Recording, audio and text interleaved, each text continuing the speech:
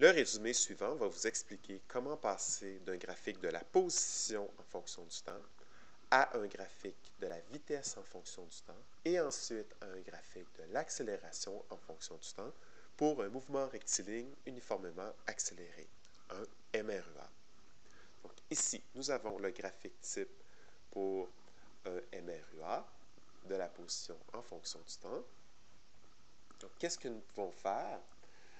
C'est que nous pouvons trouver les vitesses instantanées à l'aide de la méthode d'approximation. Donc, la méthode d'approximation va nous permettre de trouver les vitesses au centre des intervalles que nous avons ici. Donc, on ne trouvera pas la vitesse à 0 seconde ni à 2 secondes. Nous allons tout simplement trouver la vitesse à 1 seconde, ensuite la vitesse à 3 secondes, et ainsi de suite. Donc, à 1, 3, 5, 7 et 9 secondes, toujours au centre de l'intervalle. Pour la première vitesse, à 1 seconde, ce que nous avons à faire avec la méthode d'approximation, tout simplement faire une vitesse moyenne pour l'intervalle. 14 moins 0 divisé par 2 moins 0, nous obtenons une vitesse de 7. À 3 secondes, nous obtenons une vitesse de 13.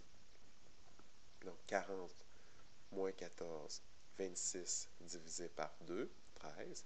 Ensuite, une vitesse de 18. À 7 secondes, une vitesse de 23. Et ensuite, une vitesse de 27 mètres par seconde. Donc, ce sont vraiment les pentes qui vont pouvoir nous permettre de trouver les vitesses instantanées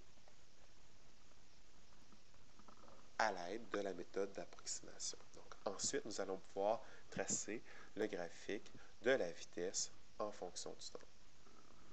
Donc, ici, j'ai reproduit le tableau avec les vitesses précédemment calculées. Donc, nous allons les placer.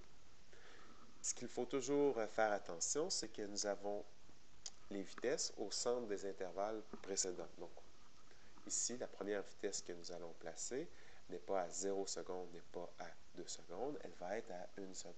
Donc là, il faut aller placer un point à 7 mètres par seconde. Ça, c'est l'erreur majeure que les personnes ont tendance à faire, c'est d'aller placer le premier point au mauvais endroit. Ensuite, à 3 secondes, une vitesse de 13. Une vitesse ensuite de 18, de 23 et de 27.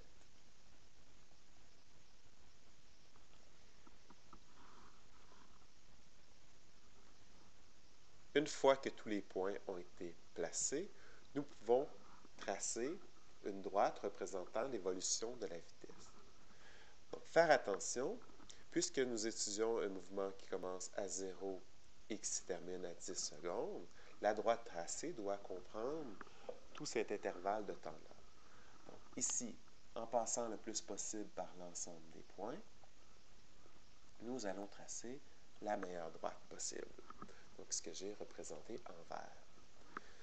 Maintenant, si on analyse ce graphique-ci, nous allons pouvoir trouver la pente de ce graphique et la pente de ce graphique va nous permettre de trouver l'accélération. Nous allons tout simplement avoir une pente qui va être en mètres par seconde divisé par des secondes. Donc, nous obtenons des mètres par seconde carré, ce qui représente une accélération. Ici, pour faire le calcul de la pente, je vais prendre deux points qui sont éloignés et qui sont sur la droite. Donc ici, moi, je peux aller prendre le point qui est ici, qui est 0,5. Et ensuite, le dernier point ici, qui est 10, 30. Et faire le calcul de la pente. Donc 30 moins 5, 25, divisé par 10. Donc 25 divisé par 10, nous obtenons une pente de 2,5 mètres par seconde carré. Puisque cette pente-là a été constante pendant toute la durée du mouvement, donc on peut dire que de 0 à 10 secondes, nous avons eu une accélération de 2,5 mètres par seconde carré. Donc, nous allons pouvoir maintenant tracer le graphique de l'accélération en fonction du temps. Tout simplement, placer une droite qui va être à 2,5 mètres par seconde carré et qui va durer de 0 jusqu'à 10 secondes. Donc, vous voyez qu'avec la pente, on est passé de la position en fonction du temps à la vitesse en fonction du temps et finalement à l'accélération en fonction du temps pour un MRE.